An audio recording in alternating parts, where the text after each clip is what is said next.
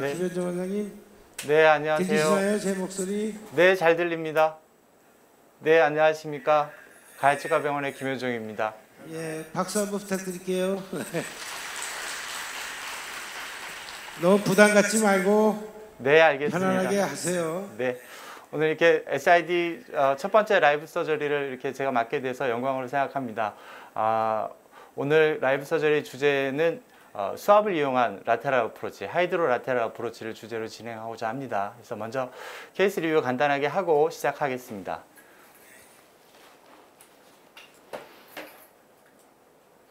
네, 이건 한 달 전 파노라마 사진입니다.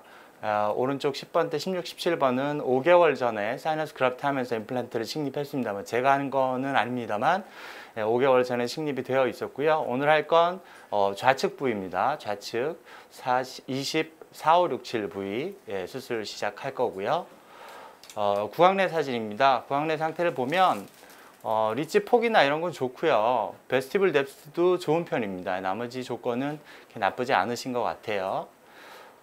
근데 이제 엊그제 한 달 전 처음 보신 건 한 달 전 파노라마고요. 이틀 전에 다시 한번 리콜하면서 사진을 찍어봤는데 굉장히 뮤코잘 티크닝이 많이 증가되어 있는 걸 볼 수가 있습니다. 한 10mm 이상 증가가 되어 있었어요. 그래서 CT 상황에서 보면 한 달 전 상태 24, 5번 디스탈 6, 7, 6번이 한 1mm, 7번이 한 2mm 정도의 잔존골을 보이고 있습니다. 근데 25번 디스탈 쪽에서 사이너스가 개통되어 있는 것이 의심이 되고 이런 오돈토제닉 오리진으로 인펙션이 조금 진행이 되고 있어서 뮤코잘 티크닝이 이미 조금은 있긴 있었습니다. 근데 엊그제 한 달 후의 사진을 보면 굉장히 티크닝이 많이 증가가 되어 있고요. 특히 25번, 6번 사이트에서 보면 티크닝 정도가 아니라 이런 인플라메토리 엑스데이트가 빠져나가서 슈도시스트, 이런 시스틱 체인지를 보이고 있지 않나 하는 부분도 조금 의심이 됩니다. OMU 페이턴시를 확인을 좀 해봤습니다. 근데 환자분 그 오스티움이 굉장히 위쪽에 위치해 있어서 끝까지 잘 나오진 않았습니다만 한 달 전 CT상에서 그래도 페이턴시가 유지되고 있다고 예상이 되고요. 네이절 뮤코자 쪽도 별다른 이상은 없었습니다. 한 달 후에 엊그제 찍은 사진에서도 OMU는 뭐 마찬가지로 끝까지 다 나오지는 않았습니다만 OMU의 페이턴시는 별 문제는 없어 보이는데 네이절 뮤코자도 조금 티크닝이 있고 역시나 뮤코잘 티크닝이 꽤 많이 증가가 되어 있는, 하지만 어쨌든 OMU 페이턴시는 유지가 되고 있기 때문에 이 상태에서 바로 수술은 진행하기로 했습니다. 그래서 치료 계획을 말씀드리겠습니다. 24, 5번은 오늘 발치할 거고요. 그러면 이제 4개가 미싱 사이트가 되는데 예전에는 이렇게 4개 미싱 사이트, 특히나 이렇게 사이너스 그래프트를 시행해야 되는 경우에는 4개 임플란트를 다 식립하려고 하는 편이었습니다. 근데 지금은 조금 생각이 바뀌어서요. 사이너스 그래프트를 통해서 생긴 그 조직들에 있어서도 그런 그 로드 베어링 커패서티나 아니면 뭐 본 임플란트 컨택 레이셔나 이런 부분들이 프리스틴 본과 비교했을 때 별다른 차이가 없다는 믿음이 어느 정도 생겼습니다. 그래서 이런 경우에도 4개 다 식립하지 않고 24, 5, 7 내지는 24, 6, 7 이렇게 3개의 임플란트를 식립을 하는 편입니다. 오늘도 그렇게 진행을 할 거고요. 이 6, 7번 자리를 사이멀테이너스로 진행할 거냐 스테이지로 진행할 거냐 하는 부분을 또 고민을 해봐야 될 것 같습니다. 그래서 한 1, 2mm 정도의 잔존골을 보이는데요. 예전에 제가 동시 식립을 할까 지연 식립을 할까 하는 데 있어서의 기준은 굉장히 심플했습니다. 초기 고정을 얻을 수 있으면 동시 식립하는 거고 얻을 수 없으면 지연 식립하는 거고, 그리고 실제로 수술을 해보면 1, 2mm 정도인 경우에도 고정을 얻는 것이 불가능하지 않은 경우들이 더 많아서 동시 식립을 많이 했었습니다만 요즘은 조금 이제 생각이 조금 달라졌습니다. 내가 할 수 있다고 해서 그게 치료 계획이 되는 것은 아니라고 생각합니다. 그래서 이런 경우에 이제 동시 식립을 하게 되면 충분한 깊이로 적절하게 식립시키지 못하는 경우들이 대부분입니다. 서브크레스탈로 0.5 내지 1mm 정도 깊게 식립하기가 힘들어질 수밖에 없기 때문에, 그러면 장기적으로는 크레스탈본 리스판스나 뭐 페리임플란타티스의 그 이완율이나 이런 부분에 있어서 불리한 결과들을 많이 보아왔습니다. 그래서 굳이 동시 식립하지 않고 6, 7번 자리는 지연 식립하는 것이 더 유리하다고 생각합니다. 결과적으로 오늘 수술 내용을 다시 한번 정리해서 말씀드리면요. 수압을 이용한 하이드로 라테랄 어프로치를 통해서 사이너스 그라프트를 6, 7번 부위, 5, 6, 7 부위에 다 시행을 할 거고요. 하면서 필요하면 슈도시스트로 의심되는 부분에 대한 아스피레이션을 좀 시행을 해볼 겁니다. 그리고 24번 발치하고 24번은 이미디엇 플레이스먼트 하고요. 26, 7번 자리는 6개월 후에 임플란트를 식립을 할 계획입니다. 네, 그럼 바로 수술 시작하겠습니다. 여기 한 달 전만 제가 한번 봤는데 이렇게 10mm씩 시크닝이 안 됐었거든요. 지금. 그래서 제가 보기에는 25번 때문에 온 것 같은데.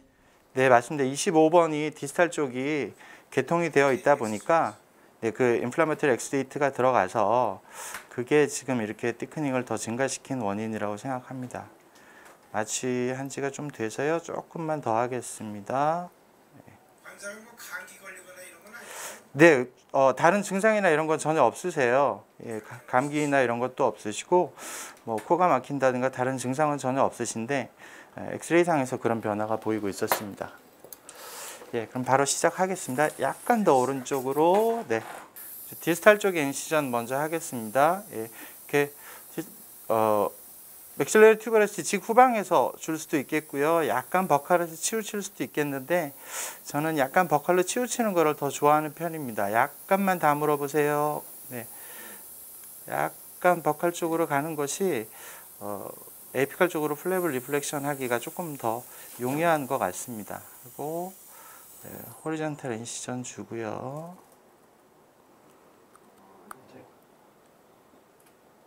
서큘라 인시전 마저 주고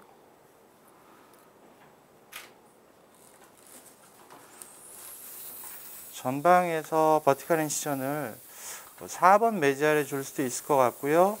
3번 디스탈에 줄 수도 있을 것 같은데 4번 3, 4번 사이에 여기 혈관이 조금 보여서요. 3번 디스탈로 버티칼 인시전 주겠습니다.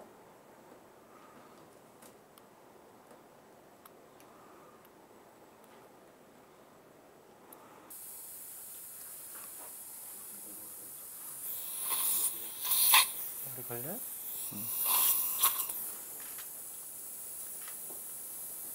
예, 이 5번 디스탈 쪽에서 지금 보너스가 좀 있어서 그래듈레이션 티슈들이 조금 걸릴 수 있을 것 같아요. 예. 기존에 RPD를 끼시던 분들이 플랩을 젖히는 데 있어서 조금 더 저항감이 있는 경우들이 많은데요. 비교적 그래도 잘 플랩 리플렉션은 잘 되시는 편인 것 같습니다. 예, 위치 폭이나 이런 건 좋으시죠. 네. 보통 이렇게 발치를 같이 하는 경우에는 발치를 먼저 주로 저는 시행을 하는 편인데 지금 이 환자분의 경우에는 이쪽에서 이미 개통이 어느 정도 돼 있을 가능성이 크고요. 수압을 이용해서 거상을 할 건데 여기가 개통이 되어버리면 물이 이쪽으로 새버리니까 충분히 멤브레인 디태치 되기 어려운 가능성이 있어서 발치를 나중에 일단 디태치를 먼저 하고서 발치를 나중에 시행을 하겠습니다. 사이너스 경계 부분이 이렇게 라테랄 월이 굉장히 얇다 보니까 경계 부분 따라서 이렇게 좀 섀도우가 좀 다르게 보입니다. 여기가 지금 이런 데들은 어둡게 보이죠. 5번 쪽에서 이렇게 경계 부분이 진행이 되고 있는 것 같습니다. 엑스레이상에서도 그렇고요. 그래서 이제 윈도우를 형성을 해야 되는데요.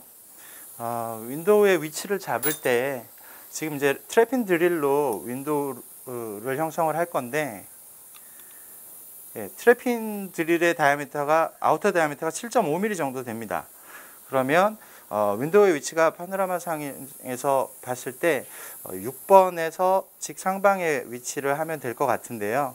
6번에서부터 잔존골이 한 1mm 정도, 거기서 한 2mm 정도 떨어뜨리고 거기에서부터가 아웃라인이 된다고 생각하고 그 아웃라인에 이제 아우터 다이아미터가 7.5mm면 중심까지의 거리가 한 3.75mm 정도 되잖아요. 그러면 본 크레스트에서부터 약 한 7mm 정도 떨어진 곳이 윈도우의 중앙이 될 거라고 보여집니다. 그럼 대충 한 요 정도 위치를 잡으면 될 것 같아요. 그 위치에다가 라테랄 드릴로 먼저 작은 구멍을 먼저 뚫을 겁니다.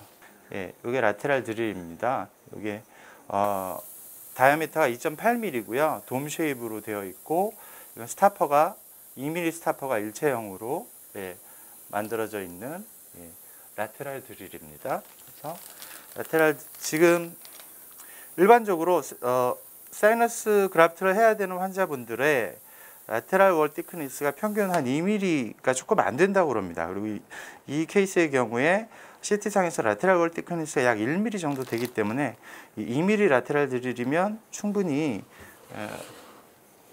억세스를 얻을 수 있을 것 같습니다. 그래서 말라버트리스보다 약간 전방으로 해서 윈도우를 형성하는 게 억세스가 더 유리하니까요.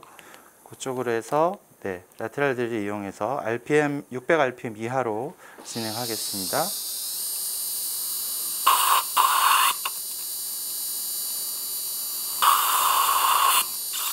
지금 뚫렸죠. 지금 이렇게 멤브레인이 지금 노출된 것을 볼 수가 있습니다. 이 상태에서 이제 약간 메지알로 간 것도 같긴 한데, 이 상태에서 바로 수압을 적용을 하셔도 되고요.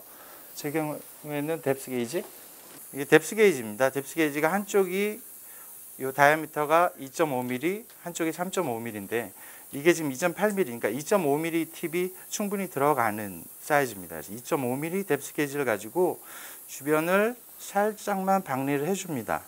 그러면 그 이후에 수압 적용하기가 훨씬 더 유리하다고 한 경우들이 대부분인 것 같아요. 그 다음에 이제 수압을 적용을 하는데, 보통 이제 사이너스 컨피규레이션에 따라서 어느 정도의 볼륨이 필요한가는 다 달라지겠습니다만, 평균적으로 한 10mm 정도 엘리베이션 하기 위해서 한 2cc 정도의 볼륨이 필요하다는 스터디들이 대부분인 것 같습니다. 근데 이 환자분의 경우에는 꽤 그 사이너스의 버코 팔레탈 디멘전이나 이런 게 꽤 넓으신 편이라서 조금 여유 있게 한 2.5cc 정도 보이시나요? 2.5cc 정도를 주입을 하겠습니다. 그래서 이렇게 이 하이드로리프트 적용하시는 거는 각자 자기 선호에 따라서 다르시겠지만, 저는 이렇게 헤모스타트를 이용해서 평행하게, 그게 이걸 이렇게 옆으로 잡으면 밀폐시키기가 조금 불리한 경우들이 있어서요. 이렇게 적용을 하는 편입니다. 하고 2.5cc를 쏘겠습니다. 조금 옆으로 새는데요. 지금 밀폐가 적합치 못해서 약간 샜습니다. 그래서 조금만 한 번 더 해보겠습니다. 네.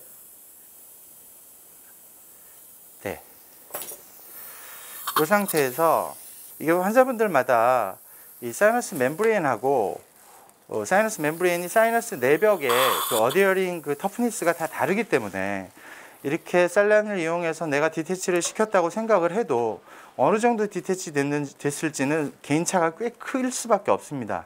근데 이 상태에서 이렇게 일단 주입한 상태, 이 구멍을 통해서 어느 정도 그걸 확인을 할 수가 있는데요.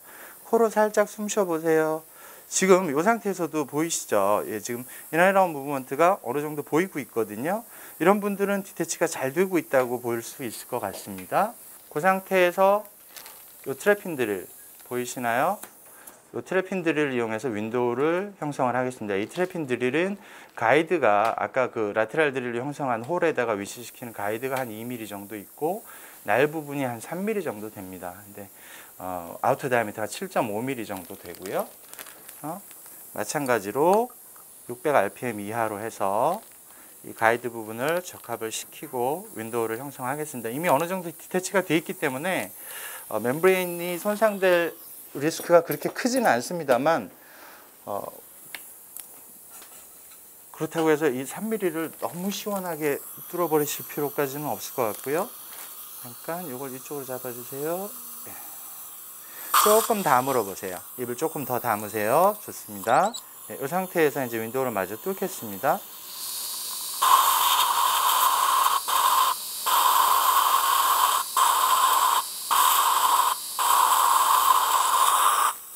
윈도우가 이 트래핀에 지금 띄어서 나와 있는 걸 볼 수 있죠. 윈도우 이렇게 윈도우 골편이 빠져나온 거는 셀라인에 일단 적셔서 준비를 해 두시고요. 네, 한번 볼까요? 코로 살짝 숨 쉬어보세요. 보이시죠? 지금 이 장면이 지금 오늘 라이브 서저리의 하이라이트 아닐까 싶은데요. 지금 제가 한 건 뭡니까? 수압으로 2.5cc 정도 적용하고 지금 아직 매뉴얼 인스트루먼트를 아직 적용을 하지 않은 상태인데 코로 조금 더 숨 쉬어 보십시오. 이미 굉장히 많은 부분이 디태치가 되어 있죠. 그렇기 때문에 라테랄 윈도우를 형성할 때도 특별히 내부의 사이너스 멤브레인 손상 리스크를 크게 걱정하지 않아도 되고, 이 이후에 제가 할 것도 그렇게 많지 않습니다. 그냥 이 디스탈, 메디알, 엔티리어 쪽으로 충분히 박리가 되어 있는지만 다시 확인하고 정리만 좀 해주면 되겠죠. 그래서 사이너스 큐렛을 이용해서 정리를 하는데 뭐 별로 디스탈 쪽은 별로 할 게 없네요. 사이너스 큐렛 종류도 굉장히 많습니다만 저도 여러 가지 사용해 봤고, 너무 여러 번 구부러진 것보다는 이렇게 조금 더 직관적으로 할 수 있는, 너무 여러 번 구부러지고 이러면 내가 어디를 어떻게 지금 인스트루멘테이션을 하는지에 대한 직관력이 조금 떨어지는 것 같아서 저는 이렇게 조금 더 단순한 형태의 기구를 좋아하는 편입니다. 메디알 쪽도 꽤 많이 되긴 했는데 워낙에 넓어서요. 메디알 쪽은 조금 더 박리를 해야 될 것 같고요. 엔티리어 쪽, 요 부분이 여기가 지금 이 5번 디스탈의 그래듈레이션 티슈랑 좀 엉켜 있을 수 있는 자리라서 요 부분은 이런 자리들이 아무래도 그 어데어링 터프니스가 조금 더 세기 때문에 이런 부분들을 조금 조심해서 디태치를 시켜줘야 될 것 같습니다. 엔티리어 쪽 지금 4번, 오늘 4번 자리 식립을 할 거기 때문에 4번 자리까지도 충분히 박리되도록 연장을 하고요. 아우터 다이아미터가 7.5mm라서 저걸로 다 할 수 있을까 걱정하시는 분들도 꽤 있으신데, 기구가 이렇게 뭐 쉔크까지 다 들어가기 때문에 7.5mm면 대부분의 경우에 충분히 억세스에 있어서 문제가 되는 경우는 별로 없는 것 같습니다. 발치를 미리 안 하고 한 게 잘한 것 같은데. 네, 저기가 이제 발치했으면 그쪽으로 물이 좀 새지 않았을까. 발치 그 5번 디스탈 쪽에서 발치를 미리 하면, 대부분의 경우에 저는 이제 발치하는 치아가 있으면 미리 발치를 하고 대부분의 경우에는 그렇게 진행을 하는데, 오늘 이 환자분의 경우에는 그렇게 하면 그쪽에서 새서 박리가 좀 덜 되지 않을까 싶어서 미리 하지 않고 디태치를 먼저 했습니다.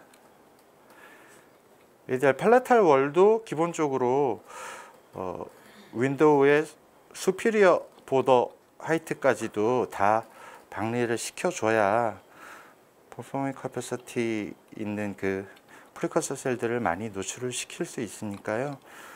그쪽까지 박리를 합니다. 박리는 다 된 것 같습니다. 워낙에 좀 넓어서 이 정도 디태치 되면 별로 손댈 게 없는데, 워낙에 넓어서 조금 더 손이 가는 편이네요. 김현 선생님, 그 5번이 리전이 있지 않습니까? 네네.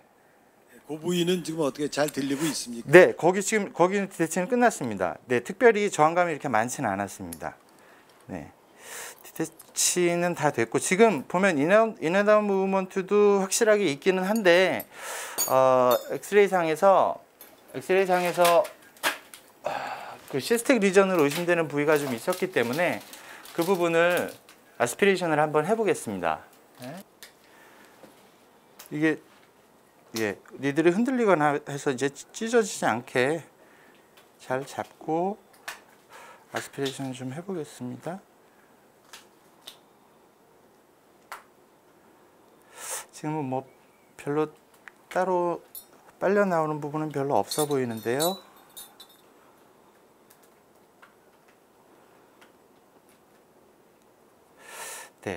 아직 뭐 시스틱 체인지까지는 아니고 그냥 티크닝 정도인 것 같습니다. 지금 아스피레이션 했을 때 따로 뭐 뮤커스하거나 시러스한 어떤 엑스테이트가 나오고는 있지 않습니다. 예. 시스틱 체인지가 이미 어느 정도 되어 있다 하더라도 지금 뭐 한 10mm 정도 되지만 오스티움까지의 하이트가 워낙에 높기 때문에 굳이 꼭 아스피레이션을 하거나 할 필요는 없을 거는 같아서요. 지금 한 3번 정도 아스피레이션 했는데 특별히 뭐가 나오고 있지는 않아서 이대로 그냥 진행하겠습니다. 이제 4, 5번 발치하겠습니다. 네.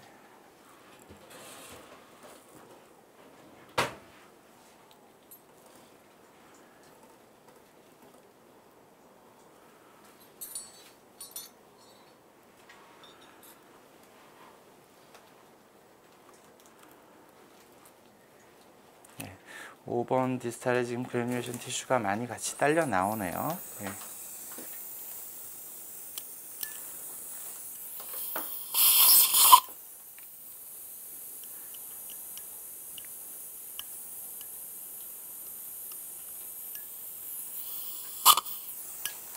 예, 지금 여기 발치하고 그래뉴레이션 티슈 제거해 보니까 여기가 지금 개통이 되어 있죠. 네, 지금 여기 뚫려 있네요. 네, 여기 지금 아니요, 여기 디테치는 됐고 이제 이 멤브레인이 뭐 뚫린 거는 아니고 예, 골레에서 개통이 이미 되어 있는 부위가 아까 CT 상에서도 봤던 부위 여기 석션 그 부위가 여기 예, 여기가 지금 열려 있습니다. 디테치는 다 되어 있고요.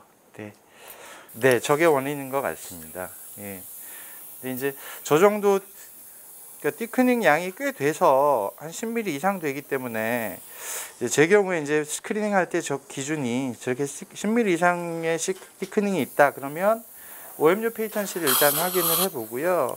OMU 페이턴시가 유지가 되고 있으면 별로 문제가 안 된다고 생각합니다. 그래서 필요하면 프리메디케이션을 며칠 하긴 합니다만 일반적으로는 그냥 네, 진행을 하고 있습니다. 네. 이제 4번 부위는 임플란트를 오늘 식립을 할 거라서요. 4번 부위에 프레퍼레이션 하겠습니다. 혹시 이 환자를 프리메디케이션을 좀 했나요? 이틀 전에 그 사진 찍어봤을 때 이틀 전 그 사진 보니까 티크닝이 많이 돼 있어서 그 이틀 전부터 투약했습니다. 그래서 오그멘틴하고 예, 오그멘틴 제제 투약했습니다.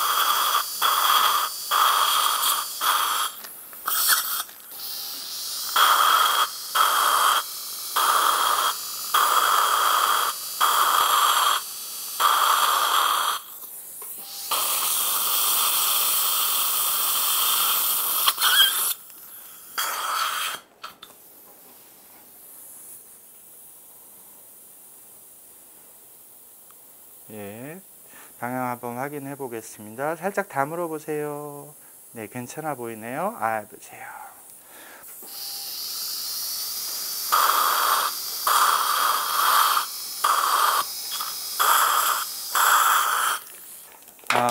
이제 본그라프트를 시행할 텐데요. 저는 보통 이런 정도의 사이너스 그라프트 할 때는 보바인본, 다이오스하고 휴먼본 FTBA 같이 사용을 주로 하는 편입니다. 그래서 볼륨 유지와 안정성 측면에서 보바인본이 좀 이전골이 좀 들어가는 게 좋다고 생각하고요.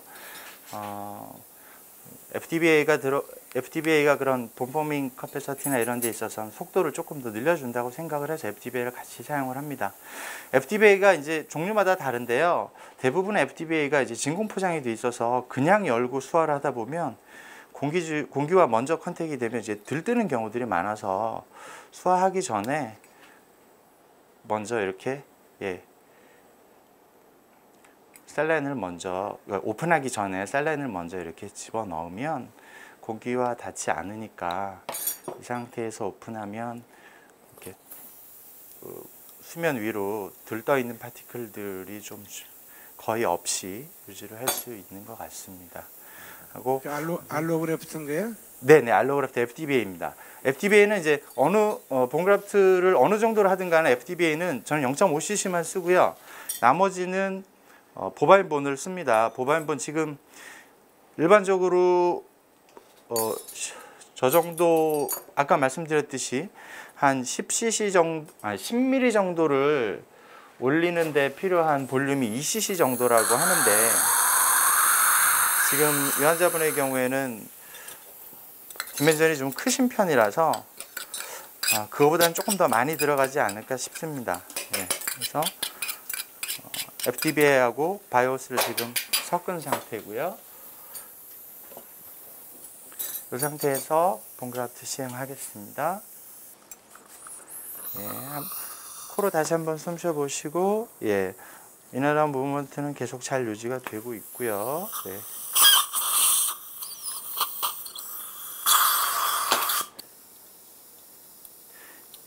꽤 많은 양이 들어갈 것 같아요. 그래서 처음엔 그냥 뭐 특별히 방향성 없이 그냥 계속 채워 넣습니다.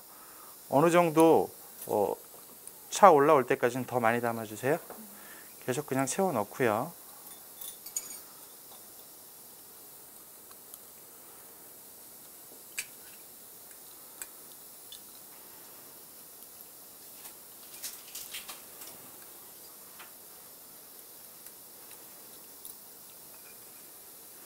꽤 많이 들어가네요.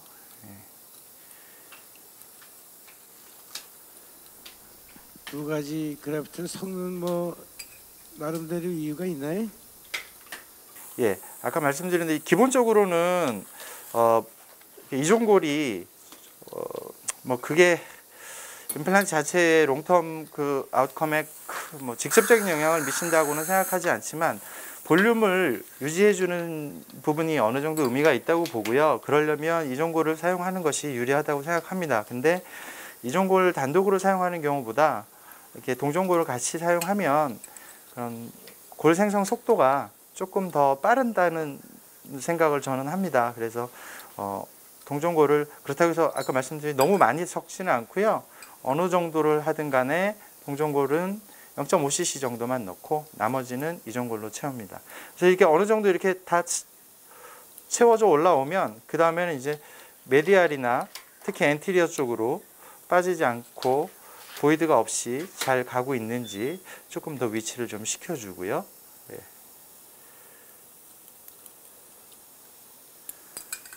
몇 cc 됐나요?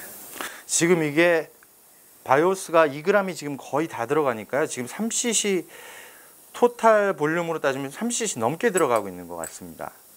네. 그러니까 일반적인 경우보다 좀 더 많이 들어가시는 편이네요.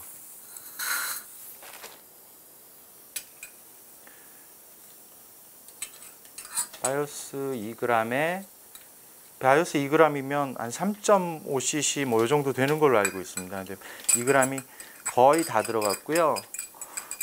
리메인본이 뭐 워낙 얇아가지고 네.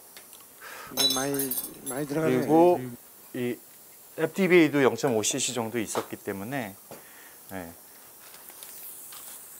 꽤 많은 양이 들어갑니다.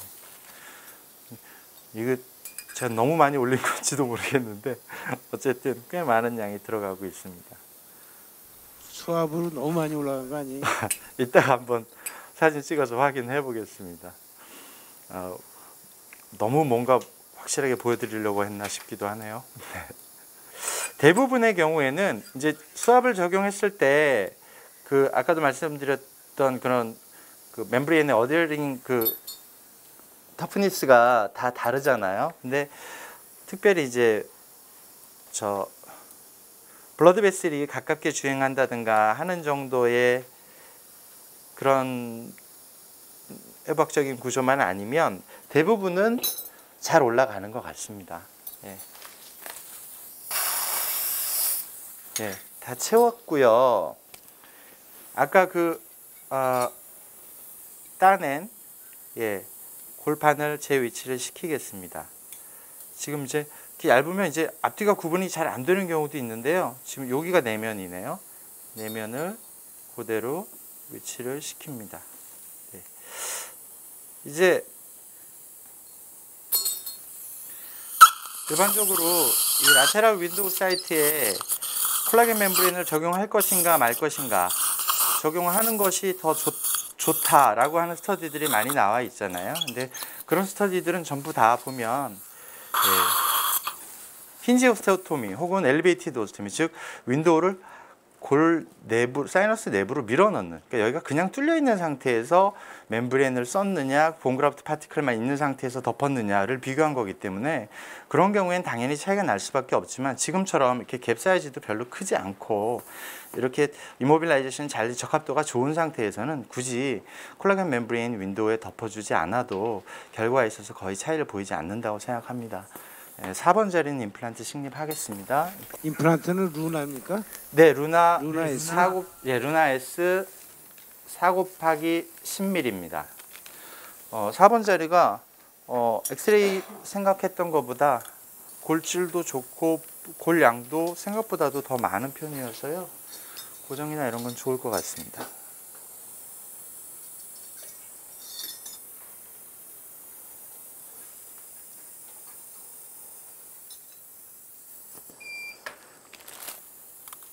네, 고정은 좋으신 편이네요.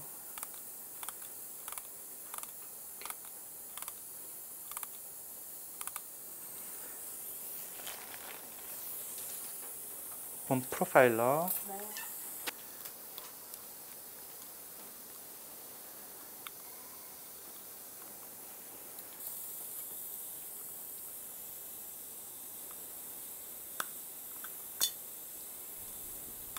뭐 여러분들도 아시겠지만 깊게 심다 보면 리플레이스먼트 하다 보면 좀 깊게 심지 않습니까? 깊게 심다 보니까 저 마운트가 옆에 벽에 걸려서 지금 잘 안 나오고. 네, 옆에 좀 이렇게 끼는 경우들이 좀 있어서요. 마운트 하단부에 지금 하단부를 좀 개선을 지금 시킨 걸로 알고 있습니다. 그래서 완전히 그런 경우에 이렇게 핀을 완전히 빼버리고 이렇게 하면 또 그렇게 어렵지 않게 나오긴 하는데 조금 귀찮아지죠.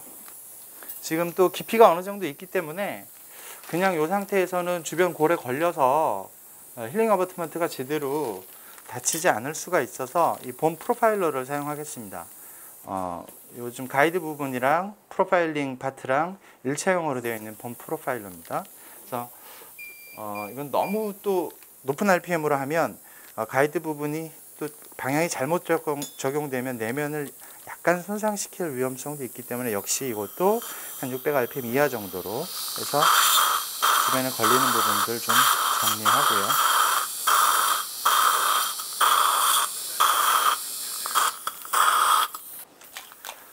저쪽에는 4번 이미디엇 플레이스먼트 한 그 소켓 갭에도 좀 그래프트를 할 건데요. 이건 콜라겐 리니치 타입입니다. 콜라겐 리니치 타입의 바이오스 콜라겐은 아니고요. 이건 이콰인본입니다. 이콰인본에 콜라겐 리니치된 말뼈. 그러면 콜라겐하고 뼈하고 섞여 있는 거죠? 네. 저 이제 블록 타입으로 약간. 네, 맞습니다. 이제 이런 경우에 전 이런 타입을 좀 선호하는 이유가 아무래도 주변에 좀 그러니까 소프티슈를 어댑테이션 시킨다 하더라도 약간 오픈 운드가 되는 부분들이 생길 수밖에 없어서 이런 콜라겐 리니치 타입이 그런 경우에 더 유리한 것 같습니다. 네, 죄송합니다. 정확하게 이 제품 퍼센티지는 잘 모르겠네요. 네, 고 언저리인 것 같은데, 이제 다 마무리된 것 같습니다. 이 상태에서 이제 수처하고 마무리하겠습니다. 혹시 질문이 하는데 25번 발표는 어떻게 할 겁니까? 25분 발표는 그냥 남겨두려고 합니다. 뭐 그냥 자연 힐링 되는 걸로 그냥 남겨두려고 합니다.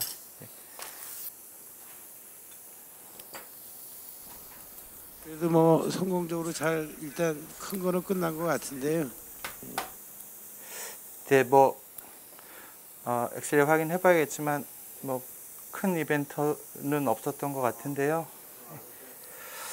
제 생각에 멤브레인 시크닝 된 것도 한 몇 개월 후에 이제 찍어보면 25번 그 원인이 없어졌기 때문에 아마 정상으로 돌아오지 않을까 이렇게. 네, 그러신 것 같습니다. 네. 이게 이제 제가 걱정했던 거는 이제 이제 시스틱 체인지 단계로 들어가지 않았을까? 뭐 그렇다고 해서 크게 걱정할 부분은 아닐 거는 같습니다만 그런 부분도 의심을 해봤는데요. 아까 아스피레이션 해본 걸로 봐서는 그런 것 같지는 않고 또 그렇다 하더라도 지금 만약에 그게 시스틱 체인지를 했다 하면 지금의 경우는 25번이 오리진이기 때문에 그 인플라메터리 익스테이트가 그 슈네더른 멤브레인 커넥티브 티슈 레이어에 축적이 돼서 생긴, 말하자면 약간 슈도시스트인 거죠. 슈도시스트가 되니까 그런 경우라면 아스피레이션을 하면 라이닝이 없는 거니까 그런 경우에는 원인 요소도 제거되고 아스피레이션 하고 하면 재발되는 리스크가 그렇게 크지 않을 것 같고요. 반대로 이제 뭐 뮤커스 리텐션 시스템 MRC 같은 경우라면 아스피레이션을 한다 하더라도 다시 리바운드 되는 경우들이 또 좀 더 있을 것 같고, 예, 제 생각은 그렇습니다. 이 경우에는 뭐 시스틱 체인지도 아니었던 것 같고, 그러니까 뮤코잘 티크닝이 좀 많이 있긴 했습니다만 지금 조혜정 교수님 말씀하신 대로 원인 요소가 제거가 됐기 때문에, 예. 김현종 원장님은 이런 경우 이제 본 그래프트만 했잖아요. 스테이지드 어프로치 한 건데 네. 몇 개월 있다 합니까? 6개월 기다렸다 합니다. 6개월 기다렸다가, 예, 제가 이제 아까 이런 경우에 스테이지드 어프로치와 사이멀테이너스 어프로치가 결과적으로 전체 치료기관이 한 1개월 정도밖에 차이 안 날 거라고 말씀드린 이유가, 이 경우에 동시식립을 하면 동시식립을 한다고 해서 6개월 후에 로딩을 가하기는 좀 조심스럽기 때문에 적어도 7, 8개월 정도 기다려야 되고, 만약에 8개월이라 치면 8개월 후에 세컨 서저리 하면 9개월째 임프레션 뜨는 거고, 그러면 이제 마무리되면 거의 10개월이거든요. 그렇죠. 근데 이 경우에 이제 스테이지드로 해서 6개월 후에 임플란트 식립하면서 그때는 서머지 시키지 않을 수 있으니까, 그러면 한 3개월 기다렸다가 9개월째 임프레션 뜨고, 그럼 거의 비슷한 거고요. 동시 식립하고 나서 7개월째 세컨 서저리 한다고 보면 한 달 빠른 거고요. 그러니까 굳이 그게 조심스럽게 리스크 안으면서 동시 식립을, 그리고 충분한 깊이로 식립하기도 좀 어려운 접근 방법이고 하니까 그거보다는 지연 식립이 더 이런 경우에는 유리할 거라고 생각합니다. 1, 2mm인 경우에는. 저도 김현정 선생님의 의견은 김현정 선생님 열심히 수치하시라고 말씀하는 겁니다. 저도 이제 김현정 선생님의 의견에 전적으로 동의합니다. 저는 이제 임플란트 싣고 난 다음에 제가 매달 멘토를 측정을 하는데요. 이렇게 동시 식립을 한 경우보다는 저렇게 그 스테이지로 해놓은 애들이 멘토 값이 훨씬 빨리 올라가는 것 같아요. 그래서 저도 김현정 선생님 한 달 정도 차이 난다는 게 전적으로 동의하고, 저도 저렇게 스테이지로 많이 접근합니다. 김현정 선생님 수치하실 때 물어볼게요. 네. 우리가 저희가 이제 여러분들 아까 티크닝 있는 거 보셨지 않습니까? 저 이렇게 아까 김현정 선생님이 싹 셀라인 부었을 때 그게 벌럭벌럭 움직이는 게, 그게 저는 하이드롤릭 테크닉의 가장 큰 장점이라고 생각해요. 특히 크레스탈을 적용했을 때 여러분들 저런 식으로 해서 멤브레인을 멀리 떨어뜨린다? 그럼 장점이 굉장히 많습니다. 그런데 아까 그 티크닝이 있었지 않습니까? 저 티크닝 경우 만약 저를 크레스탈로 했다? 그러면은 저희가 이렇게 좀 붙어 있을 거예요. 근데 김현수 선생님 아까 다시 한번 여쭤보겠는데, 셀라인만 했었을 때 그 5번 끝이 쑥 떨어져 있었습니까? 아니면 손으로 이렇게 아예 기구로 올리셨습니까? 5번 디스탈 쪽은 살짝 붙어 있었습니다. 예, 그쪽은 조금, 그쪽은 할 때도 네. 꼭 그거를 여러분들이 생각을 하고 계십시오. 우리가 만나는 티크닝의 대부분이 덴탈 오리진인데, 저걸 발치했다 하더라도 한 석 달 지났다 하더라도 저기는 어데이션 돼 있을 거예요. 그래서 크레스탈로 했었을 때 셀라인으로 골고루 올라가지 않습니다. 그러니까 오늘 이렇게 레터럴 보면서 좀 더 확실히 알 수 있을 것 같습니다. 김 선생님, 저희가 되게 이제 티크닝 있는 경우에 걱정이 두 가지입니다.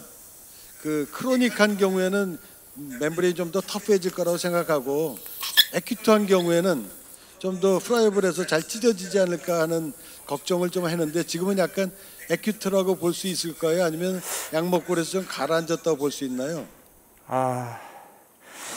심지어 기간 그 변화된 기간으로 보면 한 달 사이에 굉장히 많은 양이 증가를 한 거거든요.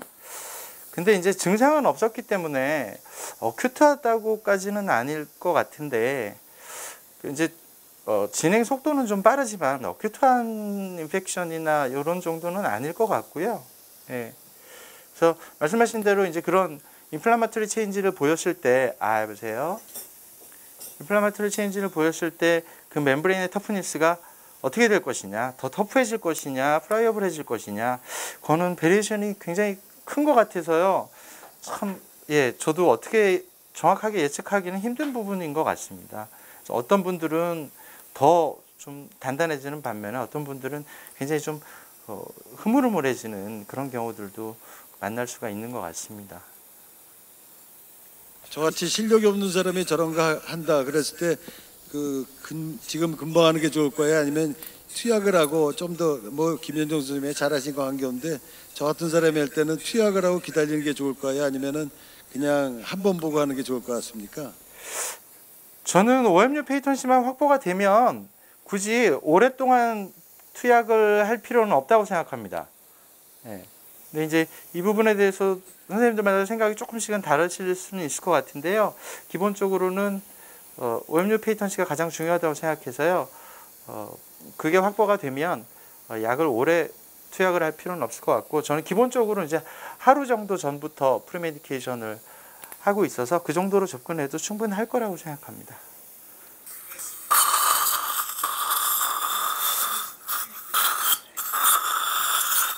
제가 질문할게요. 그러면 네. 트래핀 바로 윈도우 오프닝 시 멤브레인 천공 빈도가 궁금합니다. 예, 아까도 말씀드렸던 부분입니다. 기본적으로 이제 멤브레인이 슈나이데른 멤브레인이 사이너스 내벽에 어디에는 터프니스가 어느 정도냐인데, 대부분의 경우에는 그렇게 트래핀 이미 그 전에 라테랄 드릴을 이용하고 수압으로 어느 정도 디테치를 시켜놓기 때문에 트래핀 드릴을 할 때 천공되는 비율이 그렇게 크지 않습니다.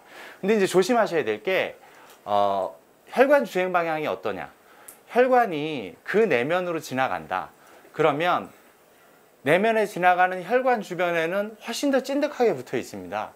그래서 거기에다가 수압을 적용을 한다고 하더라도 어느 정도 디테치는 되지만 완전히 떨어지는 느낌이 아니라 디테치가 됐지만 가까이 붙어 있는 경우들이 많거든요. 그래서 수압을 적용하지 않고 트래핀을 하는 시스템에 비해서는 그래도 안정성이 있긴 합니다만, 그 경우에는 너무 시원하게 뚫어버리면 바로 그 내면에 인접해 있기 때문에 그런 경우에는 뚫어질 수 있죠. 그래서 그런 경우에는 좀 조심스럽게 트래핀 접근하시는 게 맞을 것 같습니다. 수압으로 올려놓고 다 확인 완전히 한 다음에 트래핀 바를 너무 시원하게 확 들어가지 말고 조심스럽게 하면 괜찮죠? 네네. 예. 그래서 대부분 이런 그 라테랄 어프로치에 수압을 적용하게 된 게 결국 클래스탈 어프로치에서 그런 좋은 경험들을 많이 하다 보니까 수압 적용의 장점들을 그걸 이제 라테랄 어프로치에도 적용을 한 건데요. 아주 경험이 내가 오늘 처음 하는 거다 하시는 분들이 처음부터 쓰시기에는 조금 조심스럽고요. 몇 번만 경험이 있으시면 지금 말씀드린 그런 혈관 주행 위치나 이런 부분들, 그리고 베스티뷸라 뎁스가 너무 얕으신 분들은 기구 접근이 스트레이트 앵글보다 조금 더 불리할 수 있습니다. 그런 두 가지 경우를 제외하고는 나머지의 경우에 있어서는 훨씬 더 쉽게 접근할 수 있다고 생각합니다. 5번 치근다 명세에 의해서 오그멘테이션 부위에 악영향을 받지는 않을지 걱정됩니다. 인펙션 소스 자체가 사라졌기 때문에 별로 문제 없을 거라고 생각합니다. 또 하나 마지막, 디테치하면서 그래듈레이션 티슈가 사이너스 안에 들어가도 문제 없나요? 지금 그래듈레이션 티슈가 많이 들어가거나 할 상황은 아니고, 멤브레인 자체가 약간 인플라마토리한 체인지가 약간 있기는 하겠습니다. 그래서 이런 경우에는 이제 투약을 조금 더 신중하게 하긴 합니다만 뭐 크게 영향 줄 것 같지는 않습니다. 수고했어요. 네, 수고하셨습니다. 들어가고 박수 한번 부탁드리겠습니다. 수술 중에 이제 그라프트 하고 트래핀으로 따냈던 윈도우 재위치 시켰을 때 갭 사이즈가 크지 않기 때문에 대부분 이렇게 하고 그냥 콜라겐 멤브레인, 베리어 멤브레인 사용하지 않습니다. 여기는 24번짜리 임플란트 식립했고 25번짜리는 그냥 글래누레이션 티슈만 제거했고 여기 보면 그 퍼포레이션 된 자리로 본그라프트 머티리얼 비쳐 보이는 부분이 있는데 뭐 따로 이 정도면 굳이 다른 처치하지 않고 그냥 자연 힐링 시켜도 될 것 같습니다. 그래서 마무리된 상태고요. 네, 다음 파노라마 보여주세요. 다음, 예, 자, 꽤 많이 들어갔죠. 조금 높게 들어가긴 했습니다. 근데 그 양으로 따지면 바이오스 2g이 다 들어갔거든요. 2g에 FTBA 0.5cc. 근데 FTBA 0.5cc는 파티클 사이즈가 작고 바이오스는 파티클 사이즈가 크니까 볼륨으로 따지면 그걸 그대로 더한 거는 아닐 거고 그 빈틈 사이로 들어가긴 했을 겁니다. 그래도 어쨌든 3cc 넘게 들어갔어요. 그래서 약간 높은 듯 하지만 뭐 그렇게 과한 정도는 아닌 것 같고요. 워낙에 버코팔라탈 디멘전이 좀 큰 편이시라서 저 보통 2g 다 들어가는 경우 굉장히 드문데 예, 이분은 2g 다 들어갔습니다. 4번 자리는 고정 상태나 이런 건 좋았고요. CT 보여주십시오. 예, 24번, 예, 25번 그리고 26, 27. 뭐 메디알 팔라탈 월까지 다 잘 채워져 있는 것 같습니다. 네, 이상입니다.